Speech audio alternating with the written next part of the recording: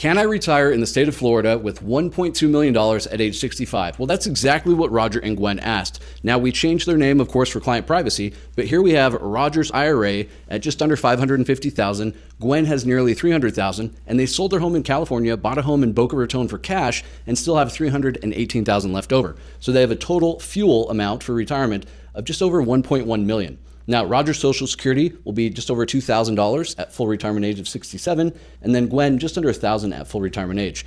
Here's the rates in today's assumption. We have Social Security cost of living adjustment increasing by 1% per year. Now, typically it does more than that, but Social Security is underfunded and massively stressed, so I want to be safe over the next 30, 40 years and make sure that they don't run out of money, so I'm going to assume less. Inflation is 3%. Stocks typically do more, but I'm just going to say 7%. Our safe money typically does around 4 or 5%, and then Medicare increases more than the traditional inflation at 5%.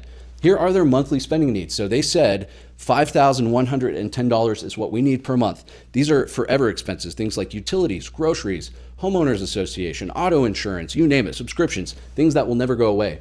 And then they have either large or one-off expenses or expenses with the time frame. So they want $15,000 per year for 10 years for travel and retirement. They need a new kitchen at their new home.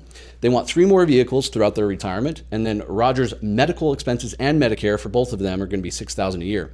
Now, the traditional financial advisor would run a scenario and say, okay, at age 90, you'll have $161,000 left and you'll pay $122,000 in lifetime federal tax.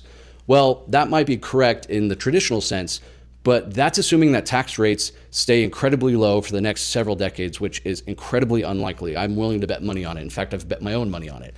So I said, what if we increase the brackets by 20% across the board? Well, they would run out of money. They'd be negative $10,000 and they would pay over $300,000 in taxes. So what we did is we ran 51 different strategies of how we could get them out of that scenario. And our optimized strategy, they would end up with $410,000 and only pay a little over $100,000 in federal tax. So here's what optimized means for them. We did Roth conversions. We eliminated the IRS from their retirement within a decade. We capped tax-deferred withdrawals at the 12% bracket.